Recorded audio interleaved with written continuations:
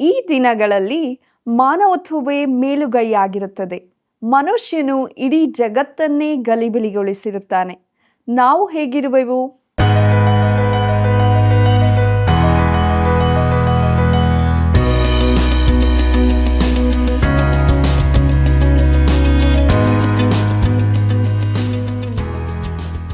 ಆತ್ಮೀಯ ಮಿತ್ರರೇ, ತಾವೆಲ್ಲರೂ ಹೇಗಿರುವಿರಿ?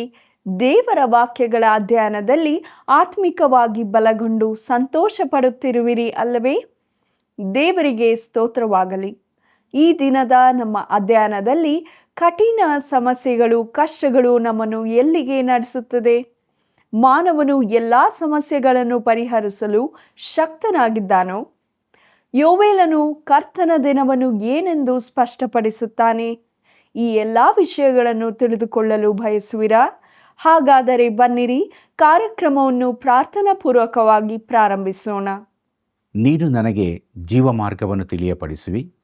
ನಿನ್ನ ಸಮ್ಮುಖದಲ್ಲಿ ಪರಿಪೂರ್ಣ ಸಂತೋಷವಿದೆ. ನಿನ್ನ ಬಲಗೈಯಲ್ಲಿ ಶಾಶ್ವತ ಭಾಗ್ಯವಿದೆ. ಕೀರ್ತನೆಗಳು 16:11 ವಚನ. ಕರ್ತನಲ್ಲಿ ಪ್ರೀತಿಯುಳ್ಳ ಸಹೋದರ ಸಹೋದರಿಯರೇ, ನಮ್ಮ ರಕ್ಷಕನಾದ ಯೇಸು ಕ್ರಿಸ್ತನ ಅತಿ ಮಹಿಮೆಯ ನಾಮದಲ್ಲಿ ನಿಮ್ಮೆಲ್ಲರಿಗೂ ನನ್ನ ಹೃದಯಪೂರ್ವಕವಾದ ಪ್ರೀತಿಯ ವಂದನೆಗಳನ್ನು ಸಲ್ಲಿಸುತ್ತಾ ಇಂದಿನ ಸತ್ಯವೇದ ಅಧ್ಯಯನಕ್ಕೆ ಸ್ವಾಗತಿಸುವನಾಗಿದ್ದೇನೆ.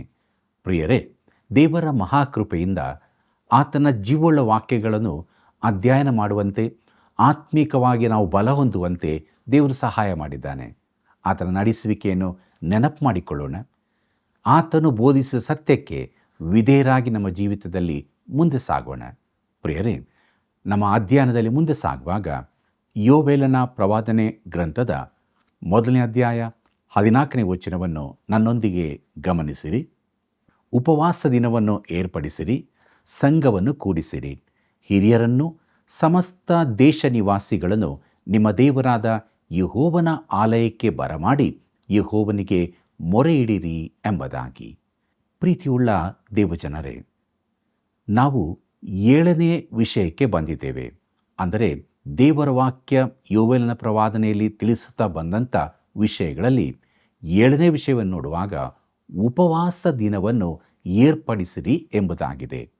ಇದಕ್ಕಿಂತ ಮೊದಲು ದೇವರು ಉಪವಾಸ ಗೊತ್ತು ಮಾಡಲು ಹೇಳಿರಲಿಲ್ಲ. ಅವರಿಗೆ ಜಾತ್ರೆಗಳ ದಿನವನ್ನು ಗೊತ್ತು ಮಾಡಿದ್ದನು. ಆದರೆ ಅವರು ಪಾಪದಲ್ಲಿ ಮುಳುಗುವ ತನಕ ಉಪವಾಸ ದಿನವೇ ಮೀಸಲು ಹೇಳಿರಲಿಲ್ಲ. ನೋಡ್ರಿ, ಯೋವೇಲನು ತಿಳಿಸಿದಂತೆ ಇಡೀ ಜನಾಂಗವನ್ನು ಹಾಳು ಮಾಡುತ್ತಿದ್ದ ಒಂದು ಪಾಪವೆಂದರೆ ಅದು ಕುಡಿಕತನವಾಗಿತ್ತು. ಅದು ಜನರ ಸಾಮಾನ್ಯ ಬುದ್ಧಿ ಸ್ಥಿಮಿತ ತಪ್ಪುವಂತೆ ಮಾಡುತ್ತಿತ್ತು. ಅವರು ಸರಿಯಾದ ತೀರ್ಮಾನ ತೆಗೆದುಕೊಳ್ಳುವುದಕ್ಕೆ ಆಗುತ್ತಿರಲಿಲ್ಲ. ಈ ದಿವಸಗಳಲ್ಲಿ ಕೂಡ ಇದು ನಡೆಯುತ್ತಾ ಇದೆ ಅಲ್ಲವೇ? ಮುಂದಕ್ಕೆ 8ನೇ ವಿಷಯವನ್ನು ನೋಡೋಣ. ಸಂಘವನ್ನು ಕೂಡಿಸಿರಿ, ಅಂದರೆ ಅವರು ಒಟ್ಟು ಸೇರಿ ಬರಬೇಕಾಗಿತ್ತು. ಅವರು ತನ್ನ ಸನ್ನಿಧಾನದಲ್ಲಿ ಒಟ್ಟಾಗಿ ಸೇರಿ ಬಂದು ಸಂತೋಷಿಸಬೇಕೆಂಬುದು ದೇವರ ಆಶೆಯಾಗಿತ್ತು. ಆದರೆ ಇದೊಂದು ಗಂಭೀರ ಸಭೆಯೆಂದು ಇಲ್ಲಿ ಹೇಳಲಾಗಿದೆ. ಪ್ರಿಯರೇ, 9ನೇ ವಿಷಯವನ್ನು ನೋಡುವಾಗ ಹಿರಿಯರನ್ನು ಸಮಸ್ತ ದೇಶ ನಿವಾಸಿಗಳನ್ನು ನಿಮ್ಮ ದೇವರಾದ ಯೆಹೋವನ ಆಲಯಕ್ಕೆ ಬರಮಾಡಿರಿ ಎಂಬುದಾಗಿದೆ. ಪ್ರಿಯರೇ, ಇದು ಸಭೆಗೆ ಹೋಗಬೇಕಾದ ಸಮಯ. ಬಹಳ ವರ್ಷಗಳ ಹಿಂದೆ ದೇವರನ್ನು ನಂಬದ ಇಬ್ಬರು ಸ್ನೇಹಿತರಿದ್ದರು. ಅವರು ಬೇರೆ ಬೇರೆ ಕುಡಿತದ ಕ್ಲಬ್ಬುಗಳಿಗೆ ಸೇರಿದವರಾಗಿದ್ದರು. ಆದರೆ ಭಾನುವಾರ ದೇವಾಲಯದಲ್ಲಿ ಒಟ್ಟಾಗಿ ಸೇರಿದರು. ಆವಾಗ ಒಬ್ಬನು ಹೇಳಿದನು, ನೀನು ದೇವಾಲಯಕ್ಕೆ ಹೋಗುತ್ತೀಯೆಂದು ನನಗೆ ಗೊತ್ತಿರಲಿಲ್ಲ. ಆಗ ಮತ್ತೊಬ್ಬನು ಹೇಳಿದನು, ನಾನು ಸಾಮಾನ್ಯವಾಗಿ ದೇವಾಲಯಕ್ಕೆ ಹೋಗುವುದಿಲ್ಲ, ಇಂದು ಮೊದಲ ಸಾರಿ ಬಂದಿದ್ದೇನೆ. ನನ್ನ ಮಗನೊಬ್ಬನು ಸೈನ್ಯದಲ್ಲಿ ಯುದ್ಧ ಕ್ಷೇತ್ರದಲ್ಲಿದ್ದಾನೆ. ನಾನು ದೇವಾಲಯಕ್ಕೆ ಹೋಗುವುದೊಳ್ಳೆಯದೆಂದು ಭಾವಿಸಿದೆ ಎಂಬುದಾಗಿ. ನೋಡಿರಿ ಪ್ರಿಯರೇ, ಕಠಿಣ ಕಷ್ಟಗಳು ನಮ್ಮನ್ನು ದೇವರ ಬಳಿಗೆ ನಡೆಸುತ್ತವೆ. ಇಸ್ರಾಯೇಲ್ಯರೆಲ್ಲರೂ ಉಪವಾಸಾಚರಣೆಗಾಗಿ ಒಟ್ಟಾಗಿ ಸೇರಿ ಬರಬೇಕಾಗಿತ್ತು. ಇದನ್ನು ದೇವರು ಅವರಿಗೆ ತಿಳಿಸುತ್ತಿದ್ದನು. ಮುಂದಕ್ಕೆ ನೋಡಿರಿ, 10ನೇ ವಿಷಯವನ್ನು ನೋಡುವಾಗ ಯೆಹೋವನಿಗೆ ಮೊರೆ ಇಡಿರಿ ಎಂಬುದಾಗಿದೆ. ಯಾಕಂದರೆ ದೇವರು ಕರುಣಾಳುವಾಗಿದ್ದಾನೆ, ಕೃಪಾಳುವಾಗಿದ್ದಾನೆ. ಆತನು ಕ್ಷಮಿಸುವುದಕ್ಕೆ ಸಿದ್ಧನಾಗಿದ್ದಾನೆ. ನಮ್ಮ ದೇವರು ಅದ್ಭುತನಾದ ದೇವರು ಪ್ರಿಯರೇ. ಈ ಕಷ್ಟದ ಸಮಯದಲ್ಲಿ ಅವರು ಆತನ ಬಳಿಗೆ ಬಂದರೆ ಆತನು ಅವರ ಪ್ರಾರ್ಥನೆಯನ್ನು ಕೇಳಿ ಉತ್ತರಿಸುತ್ತಾನೆ. ಯೋವೇಲನು ಈ ಜನರಿಗೆ ಎಚ್ಚರಿಕೆಯನ್ನು ಕೊಟ್ಟಿದ್ದಾನೆ ಮತ್ತು ಮೇಲಿನ ಕಾರ್ಯಗಳನ್ನು ಮಾಡಲು ಸೂಚಿಸಿದ್ದಾನೆ. ತಮ್ಮ ಮೇಲೆ ದೇವರ ಆಶೀರ್ವಾದ ಬರಬೇಕಾದರೆ ಅವರು ಈ ಕಾರ್ಯಗಳನ್ನು ಮಾಡಬೇಕಾಗಿತ್ತು. ಪ್ರೀತಿಯುಳ್ಳ ಸಹೋದರ ಸಹೋದರಿಯರೇ, ಮುಂದಕ್ಕೆ ನಾವು ಕರ್ತನ ದಿನವನ್ನು ಮುನ್ನೋಡುವುದು ಎಂಬ ವಿಚಾರವನ್ನು ನಾವು ನೋಡೋಣ.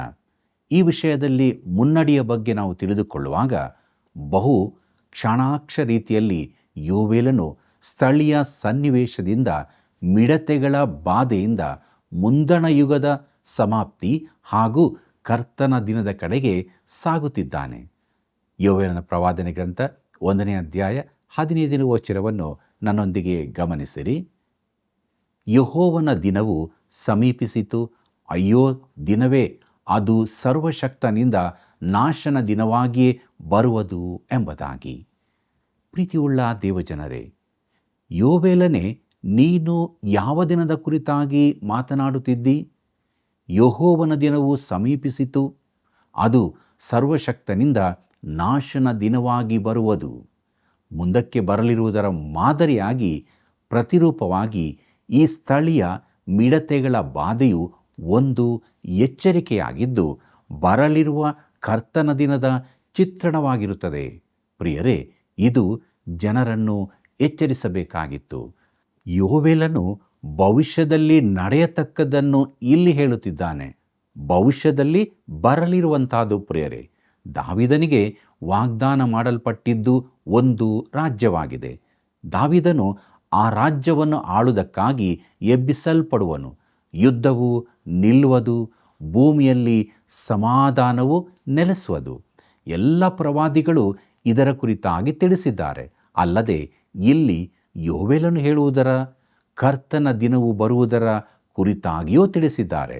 ಪ್ರೀತಿಯುಳ್ಳ ದೇವಜನರೇ, ಕರ್ತನ ದಿನವನ್ನು ಸತ್ಯವೇದದಲ್ಲಿ ತಿಳಿಸಿದ ಇತರ ವಿಶೇಷ ದಿನಗಳಿಗಿಂತ ಪ್ರತ್ಯೇಕವಾಗಿ ತಿಳಿದುಕೊಳ್ಳಬೇಕಾಗಿದೆ. ಸತ್ಯವೇದದಲ್ಲಿ ಹೇಳಿರುವ ಮಾನವನ ದಿನಗಳಲ್ಲಿ ನಾವು ಜೀವಿಸ್ತಾ ಇದ್ದೇವೆ. ಅದು ನೆಬೂಕದ್ನೆಚ್ಚರನೊಂದಿಗೆ ಪ್ರಾರಂಭವಾಯಿತು. ಕರ್ತನಾದ ಯೇಸು ಇದನ್ನು ಅನ್ಯಜನಗಳ ಕಾಲವೆಂದು ಹೇಳಿದ್ದಾನೆ. ಆತನು ಹೇಳಿದ್ದು, ಅನ್ಯ ದೇಶದವರ ಸಮಯಗಳು ಪೂರೈಸುವ ತನಕ ಯೆರೂಸಲೇಮ್ ಪಟ್ಟಣವು ಅನ್ಯ ದೇಶದವರಿಂದ ತುಳಿದಾಡಲ್ಪಡುತ್ತಿರುವುದು ಎಂಬುದಾಗಿ. ಲೂಕನ ಬರೆದ ಸುವಾರ್ತೆ 21ನೇ ಅಧ್ಯಾಯ 24ನೇ ವಚನವನ್ನು ನೋಡಿರಿ. ಪ್ರಿಯರೇ, ನಾವು ಮಾನವನ ದಿನಗಳಲ್ಲಿ ಜೀವಿಸುತ್ತಾ ಇದ್ದೇವೆ. ಈ ದಿನಗಳಲ್ಲಿ ತೀರ್ಮಾನಗಳನ್ನು ತೆಗೆದುಕೊಳ್ಳುವವನು ಮಾನವನೇ ಆಗಿರುತ್ತಾನೆ. ಪ್ರಿಯರೇ, ನಾವು ಸರ್ವೋಚ್ಚ ನ್ಯಾಯಾಲಯಕ್ಕೆ ಬೇಡಿಕೆ ಸಲ್ಲಿಸ್ತೇವೆ, ಆದರೆ ದೇವರಿಗಲ್ಲ. ನಾವು ದೇವರನ್ನು ಸಂಪೂರ್ಣವಾಗಿ ಮರೆತು ಬಿಟ್ಟಿದ್ದೇವೆ. ಆತನ ನಾಮವು ಆಣೆ ಇಡುವುದಕ್ಕೂ ದೂಷಣೆ ಮಾಡುವುದಕ್ಕೂ ಮಾತ್ರ ಉಪಯೋಗವಾಗುತ್ತದೆ. ಡಾಕ್ಟರ್ ಲೂಯಿಸ್ ಸ್ಪೆರಿ ಶೇಪರ್ ಮಾನವನ ದಿನದ ಕುರಿತು ಹೀಗೆ ಹೇಳಿರುತ್ತಾರೆ. ಹೇಗೆಂದರೆ, ಭಾಷಾಂತರಕಾರರಿಂದ ಅಸ್ಪಷ್ಟವಾಗಿಸಲ್ಪಟ್ಟ ಈ ಪ್ರಸ್ತಾಪವು ಹೊಸ ಒಡಂಬಡಿಕೆಯಲ್ಲಿ ಒಂದು ಬಾರಿ ಮಾತ್ರ ಉಲ್ಲೇಖವಾಗಿದೆ. ಅದು ಪೌಲನು ಕೊರಿಂಥದವರಿಗೆ ಬರೆದ 1ನೇ ಪತ್ರಿಕೆ 4ನೇ ಅಧ್ಯಾಯ 3ನೇ ವಚನದಲ್ಲಿದೆ. ಅಲ್ಲಿ ಹೀಗಿದೆ: ನನಗಾದರೂ ನಿಮ್ಮಿಂದಾಗಲಿ ಮನುಷ್ಯರು ನೇಮಿಸುವ ದಿನದಲ್ಲಾಗುವ ನ್ಯಾಯ ಸಭೆಯಿಂದಾಗಲಿ ವಿಚಾರಣೆಯಾಗುವುದು ಅತ್ಯಲ್ಪ ಕಾರ್ಯವಾಗಿದೆ. ನಾನು ನನ್ನನ್ನು ವಿಚಾರಿಸಿಕೊಳ್ಳುವುದಿಲ್ಲ ಎಂಬುದಾಗಿ. ಇಲ್ಲಿ ಮನುಷ್ಯರು ನೇಮಿಸುವ ದಿನಗಳಲ್ಲಾಗುವ ವಿಚಾರಣೆ ಎಂಬುದು ಈ ದಿನಗಳಲ್ಲಿರುವ ಮಾನವನ ಅಭಿಪ್ರಾಯಗಳಿಗೆ ಸೂಚನೆಯಾಗಿದೆ. ಅದನ್ನು ಸರಿಯಾಗಿ ಮಾನವನ ದಿನವೆಂದೇ ಹೇಳಬಹುದು. ನಾವು ಮಾನವನ ದಿನಗಳಲ್ಲಿ ಜೀವಿಸ್ತಾ ಇದ್ದೇವೆ. ಈ ದಿನಗಳಲ್ಲಿ ಮಾನವತ್ವವೇ ಮೇಲುಗೈಯಾಗಿರುತ್ತದೆ. ಲೋಕದ ಸಮಸ್ಯೆಗಳನ್ನು ತಾನು ಪರಿಹರಿಸಬಹುದೆಂದು ಮಾನವನು ತಿಳಿಯುತ್ತಾನೆ. ಆದರೆ ಈವರೆಗೆ ಮಾನವನು ಏನು ಮಾಡಿದ್ದಾನೆ? ಅವನು ಈ ಜಗತ್ತನ್ನು ಪೂರ್ಣ ಗಲಿಬಿಲಿಗೊಳಿಸಿರುತ್ತಾನೆ. ಈ ಲೋಕದ ಸಮಸ್ಯೆಗಳನ್ನು ಮಾನವನು ಪರಿಹರಿಸಲಾರನು. ಇದು ನಿಜ ಪ್ರಿಯರೇ. ಪ್ರೀತಿಯುಳ್ಳ ದೇವಜನರೇ, ಸತ್ಯವೇದದಲ್ಲಿ ಬರಲಿರುವ ಇನ್ನೊಂದು ದಿನದ ಕುರಿತಾಗಿಯೂ ತಿಳಿಸಲ್ಪಟ್ಟಿದೆ. ಅದು ಕರ್ತನಾದ ಯೇಸು ಕ್ರಿಸ್ತನ ದಿನವಾಗಿದೆ. ಪೌಲನು ಕೊರಿಂಥದವರಿಗೆ ಬರೆದ ಮೊದಲನೇ ಪತ್ರಿಕೆ 1ನೇ ಅಧ್ಯಾಯ 7 ಮತ್ತು 8ನೇ ವಚನದಲ್ಲಿ ಹೀಗೆ ಬರೆದಿದೆ, ಏನೆಂದರೆ, ಹೀಗೆ ನೀವು ಯಾವ ಕೃಪಾವರದಲ್ಲಿಯೂ ಕೊರತೆ ಇಲ್ಲದವರಾಗಿ ನಮ್ಮ ಕರ್ತನಾದ ಯೇಸು ಕ್ರಿಸ್ತನ ಪ್ರತ್ಯಕ್ಷತೆಯನ್ನು ಎದುರು ನೋಡುತ್ತಾ ಇದ್ದೀರಿ. ಕರ್ತನಾದ ಯೇಸು ಕ್ರಿಸ್ತನ ದಿನದಲ್ಲಿ ಯಾರೂ ನಿಮ್ಮ ಮೇಲೆ ತಪ್ಪು ಹೊರಿಸಲಾಗದಂತೆ ಎಂಬುದಾಗಿ. ಪ್ರಿಯರೇ, ಕರ್ತನಾದ ಯೇಸು ಕ್ರಿಸ್ತನ ದಿನ ಯಾವುದು? ಅದು ಆತನು ತನ್ನ ಸಭೆಯನ್ನು ಲೋಕದೊಳಗಿಂದ ತೆಗೆಯುವ ದಿನವಾಗಿದೆ. ಆಗ ಸಭೆಯು ಕ್ರಿಸ್ತನ ನ್ಯಾಯಸ್ಥಾನದ ಮುಂದೆ ಬರುತ್ತದೆ. ನಾನು ಅತಿಯಾಗಿ ಮೆಚ್ಚುವ ವಚನ ಫಿಲಿಪ್ಯರಿಗೆ ಬರೆದ ಪತ್ರಿಕೆ 1ನೇ ಅಧ್ಯಾಯ 6ರಲ್ಲಿ ಹೀಗಿದೆ, ಈ ಒಳ್ಳೆಯ ಕೆಲಸವನ್ನು ನಿಮ್ಮಲ್ಲಿ ಪ್ರಾರಂಭಿಸಿದಾತನು ಅದನ್ನು ನಡೆಸಿಕೊಂಡು ಯೇಸು ಕ್ರಿಸ್ತನು ಬರುವ ದಿನದೊಳಗಾಗಿ ಸಿದ್ಧಿಗೆ ತರುವನೆಂದು ನನಗೆ ಭರವಸೆ ಉಂಟು ಎಂಬುದಾಗಿ. ಕರ್ತನಲ್ಲಿ ಪ್ರಿಯರೇ, ಆತನು ನಮ್ಮನ್ನು ಆ ದಿನದವರೆಗೆ ಕಾಯುವನು. ಆಗ ಆತನು ನಮ್ಮನ್ನು ಈ ಲೋಕದೊಳಗಿಂದ ತೆಗೆಯುವನು. ನಾವು ಬಹುಮಾನವನ್ನು ಹೊಂದಲಿರುವೆವೋ ಇಲ್ಲವೋ ಎಂಬುದನ್ನು ತಿಳಿಯಲು ಆತನ ಎದುರು ನಾವು ಕಾಣಿಸಿಕೊಳ್ಳಬೇಕಾಗಿದೆ. ಕರ್ತನಲ್ಲಿ ಪ್ರಿಯರೇ, ಹಳೆ ಹೊಸ ಒಡಂಬಡಿಕೆಗಳೆರಡರಲ್ಲೂ ಕರ್ತನ ದಿನದ ಕುರಿತಾಗಿ ಬರೆದಿದೆ.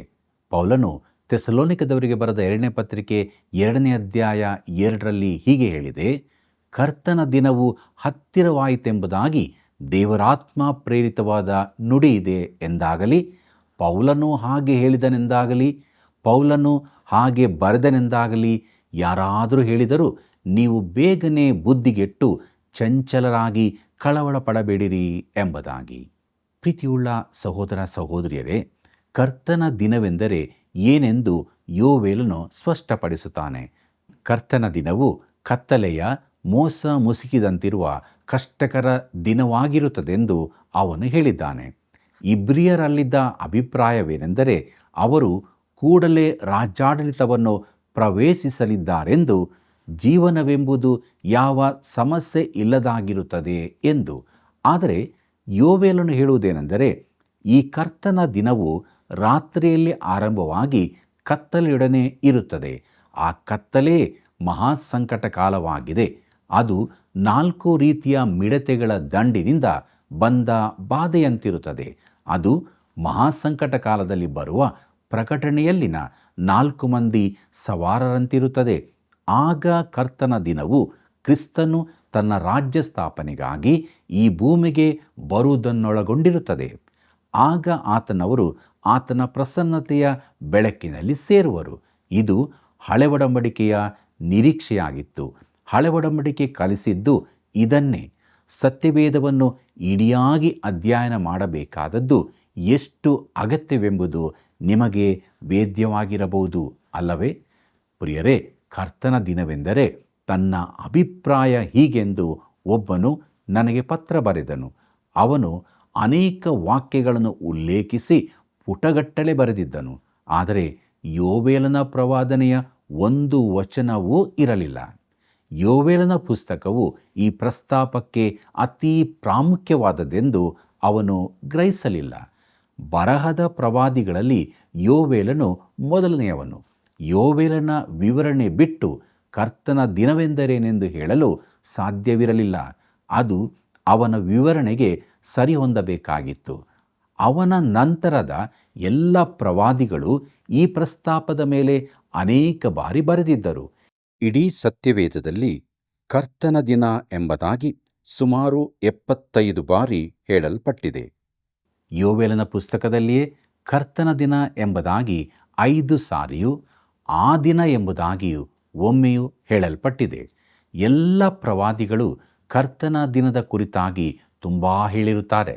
ಆದ್ದರಿಂದ ಅದು ಸತ್ಯವೇದದಲ್ಲಿ ಉಪಯೋಗಿಸಲ್ಪಟ್ಟ ಅತಿ ಮುಖ್ಯ ಪದವೆಂದು ತಿಳಿದುಕೊಳ್ಳಬೇಕಾಗಿದೆ.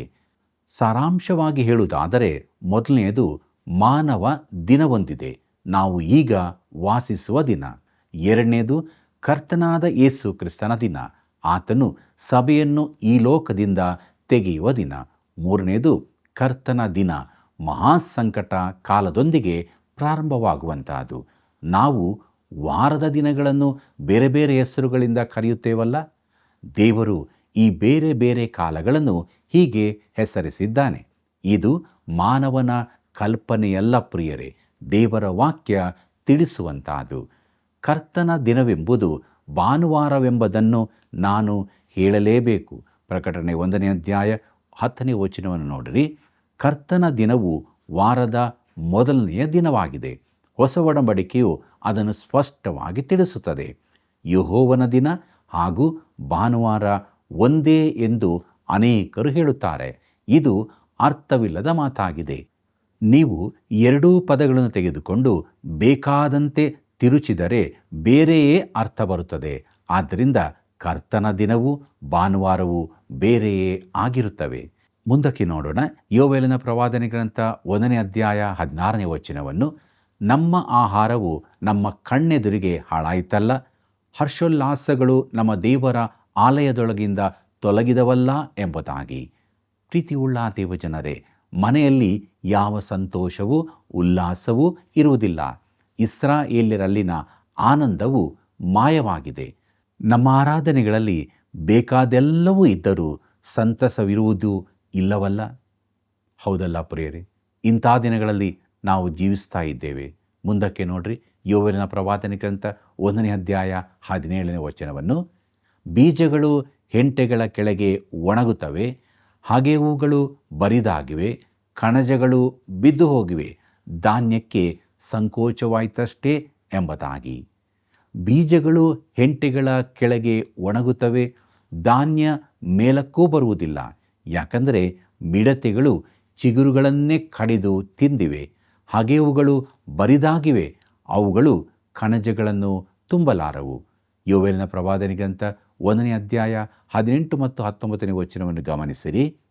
ಅಯ್ಯೋ, ಪಶುಗಳು ಎಷ್ಟು ನರಳುತ್ತವೆ! ಮೇವಿಲ್ಲದ ಕಾರಣ ದನದ ಮಂದೆಗಳು ಭ್ರಮೆಗೊಂಡಿವೆ, ಕುರಿಯ ಹಿಂಡುಗಳು ದಂಡನೆಗೆ ಗುರಿಯಾಗಿವೆ.